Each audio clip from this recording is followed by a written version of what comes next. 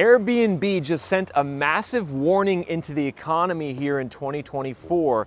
They just reported a big earnings miss and signaled a big slowdown in US travel coming over the next couple months. This is a concerning sign for the state of the economy, everyone. The recession warnings are piling up. And in the case of Airbnb, this earnings miss caused their stock price to collapse by 14%. And their stock is actually now down by almost 25% since they IPO'd. Because as Americans run out of money in this economy, and as the recessionary forces build, one of the first things to go is, that trip in an Airbnb, that vacation. People are cutting back on that. Of course, this is something I've been predicting on this channel for the last 1 to 2 years in Airbnb decline. A year ago, I had a tweet go viral that got over 30 million views talking about how the Airbnb collapse had started. A lot of people said that I was wrong. However, this earnings report from Airbnb confirms that this slowdown in the short-term rental industry is continuing.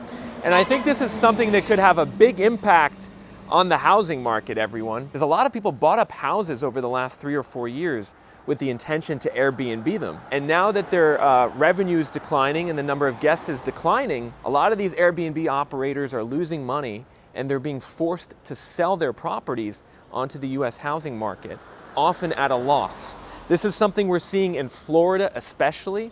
I go down to Florida, I film videos there, I see tons of listings from Airbnb owners, and we're seeing the inventory levels there just absolutely skyrocket. But first, I want to go into an article here from CNBC that's reporting on what's going on with Airbnb right now. They show in the headline the 14% stock price plunge, and they quote the CEO of Airbnb, Brian Chesky, who's basically saying that they're seeing signs of a slowdown in US demand specifically. That's a key point. US demand, they're seeing signs of a slowdown, shorter booking lead times, less demand growth, less revenue growth. Now, overall, Airbnb is still growing their revenue because they're still expanding globally. They're expanding in Europe big time, and obviously in Europe right now there's the Summer Olympics. However, in the US, a lot of Airbnb owners are starting to struggle. And I can tell you why there's a slowdown. It's because the services provided by Airbnb hosts in many cases are declining and deteriorating, and at best very inconsistent. And so let me tell you actually a personal story of mine. I stayed at an Airbnb in Los Angeles late in 2023, about 10 months ago. This is a horror story, everyone. It kind of explains to you why I think fewer people want to book an Airbnb. So I booked this Airbnb in LA for like a week. I was down there filming content, and I rented a pickup truck from LAX. And there was this carport next to the Airbnb where you parked your car. It was very narrow. And the pickup truck I had, I asked the host even before I checked in. I was like, is there enough space for my mid-sized pickup truck? He's like, I don't know. Didn't help me. I got there, found that there was barely enough space. I fit in the carport, just barely. However, the next day when I backed out, I scraped the side of the carport with my truck. And there was a bit of damage to the truck and a bit of damage to the carport. Now, I immediately took pictures of it and messaged it to the host, at which point the host basically booted me out of the Airbnb and evicted me from the Airbnb, literally came into the Airbnb and told me I had to leave, which I now know was against Airbnb's terms of service. However, when the host just barged into the Airbnb, at that point, I was like, I'm not staying here. Obviously, I don't know what this guy's gonna do. Guy was very angry. And so the whole time, I'm messaging Airbnb customer support, and they're literally not helping. Like, the tickets are being opened and then being closed, and people are telling me different things about what I should do. And long story short, it was a horrible experience and made me realize that there's no quality control at all on Airbnb with these hosts. I mean, this guy was like a 4.8 out of 5. Like his rating wasn't that bad, but he was really, really a bad host. And the more I thought about it after that, I was like, that's insane that happened. That would never happen in a hotel, right? Like if you book a hotel, stay at a Marriott or a Hilton, and your car scrapes up against something in the parking garage, you talk to the host at the front desk and be like, oh, how can we help you with that? Instead, at Airbnb, you get unlucky, a little mistake, the host boots you, and the host actually tried to keep my money. He said, I'm not issuing you a refund, I'm kicking you out and not issuing you a refund. Eventually I got a refund. But the point of this kind of long-winded story is that if you're booking an Airbnb, everyone, you gotta be super careful with who the host is, because you don't know anything about them. And there's no quality control, they have no customer service training. A lot of them are just out to try to make as much money as possible. And so I think this is Airbnb's big problem. Poor customer service, poor quality control on who the hosts are. And on top of that, the other issue is that the price points for the Airbnbs are now more than hotels. If you look at data from AirDNA, one of the big services that tracks Airbnb rentals, they're showing that the average daily rate for Airbnbs is $300. That's the average daily rate for Airbnbs. And yeah, you tack on the cleaning fees and all the extra service charges. I mean, it's no longer cheaper than staying in a hotel, staying in an Airbnb, while you're probably gonna get worse service.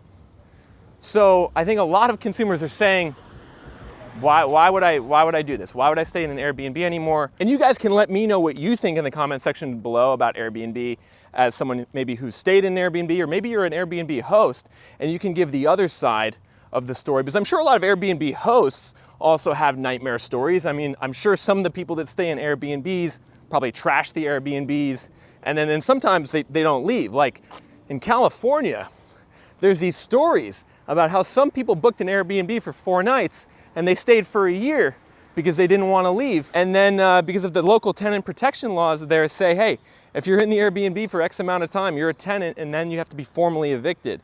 And so I know a lot of Airbnb hosts and landlords probably face a lot of issues as well due to local zoning, local regulation. Of course, we all know New York City just banned Airbnb. There's been like an 80% decline in listings over the last year. A city like Dallas, Texas also just banned Airbnbs in single family neighborhoods. So more and more cities are looking at banning Airbnbs. We're also seeing a lot of cities in Europe do this as well. And one thing that Airbnb does in their financial reporting that I think is very deceiving, that I think you guys should be aware of, is they don't break out the difference between someone booking an Airbnb to stay versus someone booking an experience on Airbnb. So important you understand Airbnb's business model here, folks. The experiences is something that they're pushing a lot more of. And what that is like when you go on a trip, you through Airbnb can book like a pasta making class or a bar crawl or a bike tour of the city that you're visiting, and you could book that on Airbnb as an experience, and Airbnb takes a fee for that. It's actually a really cool business model. When I've traveled to Europe and Paris, I've used Airbnb Experiences a couple times and met a lot of cool people. But what's deceiving is that Airbnb in their financial reporting is counting an experience booked the same as a room night booked. And so we actually don't really know how Airbnb's core business of someone booking a night in someone's house or apartment is doing, because Airbnb does not break that out at all in their financial reporting. They lump everything together, so it makes it very hard to understand how their different business segments are performing, which I think is crazy, everyone, because Airbnb is a $70 billion company. Their market cap is $70 billion. They're one of the biggest companies in the world. I mean, Airbnb's market cap is 7 times larger than Zillow. Think about that. Airbnb is 7 times bigger than Zillow, and yet their financial reporting is in the Stone Ages, and they're kind of trying to hide how their different business segments are doing because they don't want you to see just how bad the slowdown is in their core business model. Because I think when Airbnbs come into a neighborhood, particularly like a residential neighborhood, I mean, they can quickly change the character of the area. Like imagine, you buy a house, like maybe say you buy one of these townhomes here, pretty nice looking townhome, pretty new. And then say next door, someone starts operating an Airbnb next to the place you just bought. And then all of a sudden, your neighbor is no longer your neighbor. Now you just have people going in and out every day, different people. Maybe they're throwing parties, maybe they're loud. I think Airbnbs often, certainly a single family residential neighborhood, change the character for the worse, which I think is another issue for Airbnb, everyone, is that I don't think a lot of people like them. I mean, who likes Airbnbs? Certain hosts who make money off it, they like Airbnb. I would say maybe a family going on family vacations likes Airbnb. Because, you know, an Airbnb is a better option than a hotel if you're going with like 5 or 6 people and you all want to stay together. Yeah, it's probably better to book an Airbnb. Other than those two segments, I don't know of anyone who actually likes Airbnb. And so it's this $70 billion company with kind of a very negative image, a very negative perception, where fewer and fewer people are now interested in using their core business model, which is why their CEO, Brian Chesky, you got to watch out for this, everyone. When the CEOs start saying we have all these new initiatives to drive revenue, apparently Airbnb is going to roll out personal chefs in the next year. That's going to be like an initiative to drive revenue. So you book an Airbnb with 6 or 7 people, and then Airbnb is going to help you book a personal chef. And you know, this is their idea of like, you know, driving revenue. When they have to start coming up with ideas like that, that's something that's showing that the core business is struggling. So they're having to get really creative with all these different, you know, new initiatives to try to drive revenue. In some ways, it's similar to what I talked about in my last video with McDonald's. McDonald's is struggling, their revenue is dropping, and so what are they doing in response? They're rolling out the $5 meal deal, they're rolling out a bigger burger that's 1,100 calories because they think that that's gonna drive people to McDonald's. Airbnb is now entering that phase here. And you know, everyone, again, this is a big warning for the economy and the US consumer. Obviously, in the last week, we just had the news about increasing unemployment rate. We had a 3-day stock market crash. You know, there's now maybe a little bit of a stock market rally going on after that crash, but more and more, the negative economic news keeps piling up. And when you see a company like Airbnb say, hey, warning, slowing demand in the US, their stock price goes down 20 to 25%, you gotta pay attention. And what I would encourage you guys to do, if you wanna see how the Airbnb crash is playing out in your local housing market, head to www.reventure.app and search the inventory figures in your city and zip code. You'll see that in a lot of areas, especially in Florida and Texas and Tennessee, the inventory of homes for sale is going way up.